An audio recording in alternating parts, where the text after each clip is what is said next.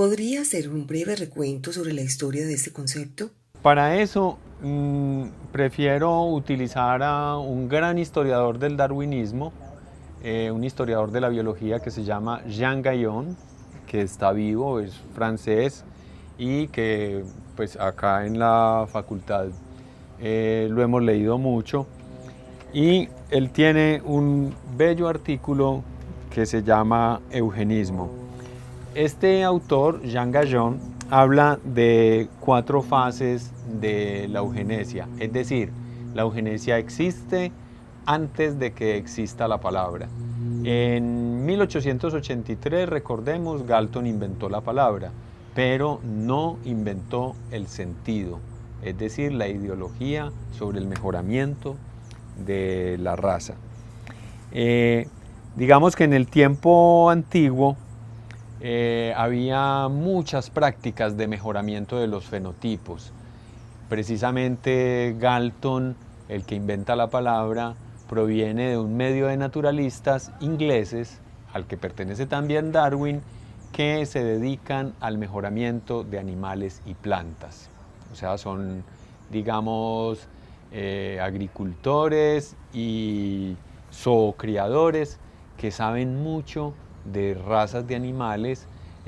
Darwin, por ejemplo, era muy aficionado al cultivo de las palomas de raza, y digamos en ese medio es un saber muy antiguo que en el siglo XIX se está formalizando muy bien, que es el mejoramiento de las especies por vía de selección de caracteres. Pero eso lo hace la humanidad desde cuando inventó la agricultura. Pero bueno, desde el punto de vista del discurso y desde la filosofía, el texto, digamos, muy clásico que se cita para decir que el discurso de la eugenesia es antiguo, es La República de Platón, donde el filósofo provee la idea y la fomenta, la defiende, la idea de que cierta aristocracia debe reproducirse ella misma entre ellos mismos y nunca debe mezclarse con la plebe, que es como una idea, o sea, los, los fuertes, los sabios, los buenos, los nobles se reproducen entre ellos y la plebe y los esclavos se reproducen entre ellos, pero nunca se deben mezclar, porque esa es la forma de mantener una raza firme y fuerte. Entonces es una ideología muy antigua, esa es como la etapa antigua. Luego viene una fase que se llama, digamos, más naturalista o racialista, que es la época de Galton, cuando él enuncia el término eugenesia, y que él piensa que la herencia se debe modificar basados en la teoría de la evolución. Entonces esa época, digamos, es una época más de racialismo. Racialismo se le llama así en historia de la ciencia, se usa ese término para hablar del racismo cientificista o revestido de cientificidad. O sea, no es el racismo primitivo, ordinario, de rechazo del otro, sino un racismo que tiene un discurso científico apoyándolo. A ese tipo de racismo se le dice racialismo o racismo científico. Es una ideología también, el racialismo tampoco es una ciencia, y tiene una base eugenista importante. O sea, la eugenesia viene a ser un discurso ideológico para sustentar el racialismo.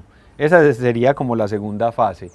La tercera fase sería una fase jurídica y política, es decir, cuando aparecen discursos políticos y aplicaciones jurídicas de esos principios. Es decir, que se vaya desde las leyes a obligar a la población a realizar prácticas eugénicas. Por ejemplo, no dejar casar a los que se considere que no deberían reproducirse, por ejemplo, los degenerados que van a reproducir más degeneración. Entonces hay prácticas como el certificado médico prenupcial, es un ejemplo, que hace que los médicos certifiquen quién se puede casar. Ese es como en la historia de la eugenesia, el certificado médico prenupcial que se adoptó en muchos países, en Colombia nunca, pero en Estados Unidos y en Argentina sí, en los países escandinavos. El certificado médico prenupcial era una intervención médica prematrimonial, o sea, es decir, pueden ir donde el padre, donde el cura a casarse, solo los que tengan un certificado médico que diga que son ejemplares sanos y fuertes, más o menos en esos términos. Pero eso es de la época de la eugenesia jurídica y política. Digamos que arranca más o menos desde 1905, cuando Galton hace como una segunda definición de la eugenesia. La primera definición que él hizo fue muy biológica, que es la de 1883, y la segunda definición que hace en 1905, cuando él ya tenía 83 años, esa definición es muy política, porque piensa que la eugenesia es un conjunto de técnicas y de saberes que apuntan al mejoramiento de la raza, de las sociedades humanas y del futuro de la humanidad. Una cuarta fase es la de la posguerra. Cuando hablamos de posguerra es después de la Segunda Guerra Mundial. ¿Por qué? Porque durante toda esa fase jurídica política de la eugenesia de 1910 a 1945 hubo muchas aplicaciones en muchos países del mundo del discurso eugenista. Y la aplicación más extrema fue el exterminio de los judíos y los gitanos por parte del régimen nacionalsocialista alemán.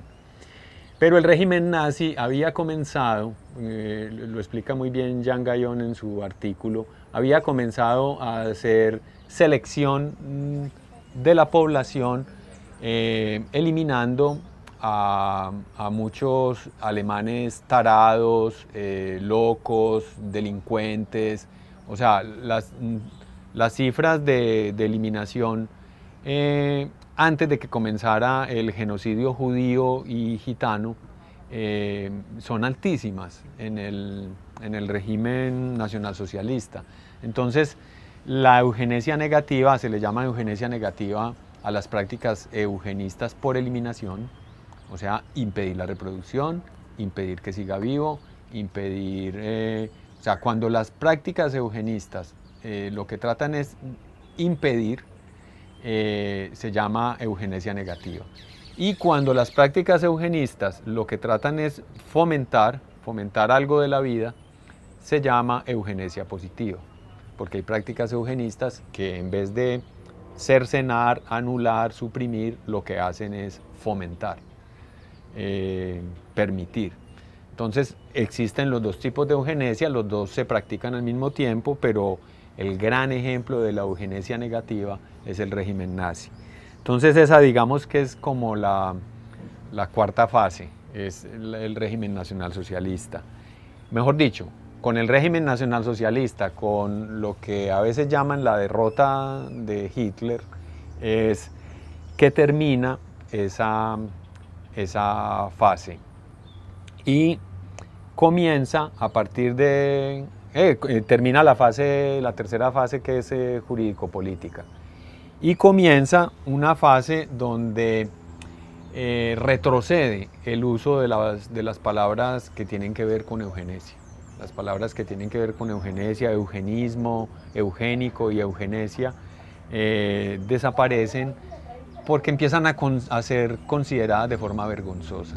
O sea, hay una gran vergüenza por parte del estamento médico mundial frente a la eugenesia, porque la eugenesia no se practicó solamente por el régimen nazi, sino en muchos regímenes políticos y en muchos países, y hay una gran vergüenza de todo el estamento científico mundial frente a la eugenesia. Y entonces se comienza como a solapar ese discurso. Pero lo que nos muestra Jan Guyon es que no desaparece. O sea, no desaparece como la intención eugénica, la tentación eugénica y las posibilidades eugénicas no desaparecen. Ahora, habría que hacer unas distinciones entre, digamos, por qué las posiciones del mundo antiguo, por ejemplo la de Platón, de mejoramiento de la raza, no son propiamente un eugenismo, es porque en esa época, en esa sociedad y en las sociedades de soberanía, pues no se intentaba intervenir la población. Cuando se comienza a intentar intervenir la población es cuando aparece una alianza entre la soberanía y el poder de la medicina, eso es en el siglo XVIII, en los regímenes europeos, y digamos que ya habría posibilidades de hacer prácticas eugénicas, aunque no exista todavía la palabra y todo eso. Durante lo que llamamos el antiguo régimen o toda la época de soberanía monárquica, pues hay un dominio aristocrático de las sociedades, hay una aristocracia, unos señores, digamos que dominan en todo el régimen feudal, toda la clase aristocrática y de los señores, digamos, vive en una ideología de la transmisión del poder a través de la sangre y del linaje. Entonces, digamos que eso también se asocia con prácticas eugénicas.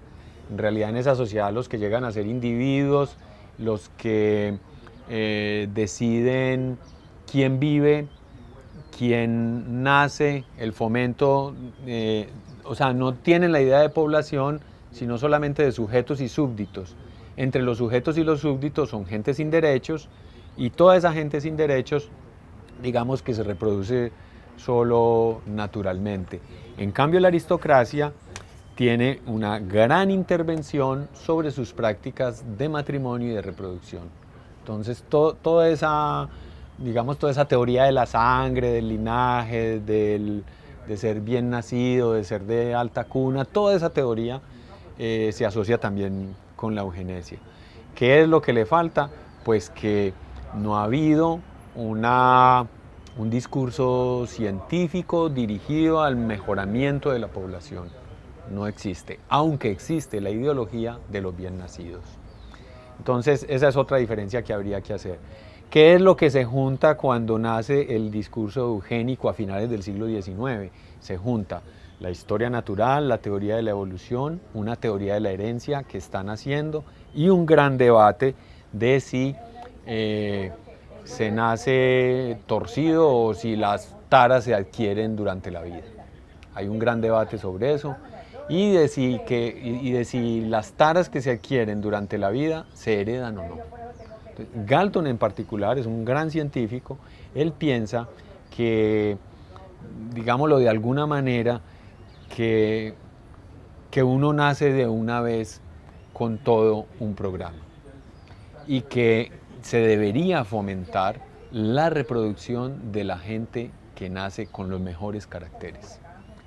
Practicar la selección artificial como se practica la selección artificial para el maíz o para las palomas o para las coles, tal y como la había pregonado Platón. Pero la gran diferencia acá es que ya estamos en unos regímenes republicanos, la ciencia ha cobrado un gran poder, la teoría de la evolución ha provocado un escándalo mayor y se plantearon las preguntas de, digamos, de la historia de los seres vivos y la pregunta por la herencia de los caracteres, de caracteres fijos o adquiridos. Entonces es un contexto muy diferente, por eso el contexto en el que nace la eugenesia no se confunde con digamos las fases antigua y esa fase pues del mundo aristocrático, no se confunde.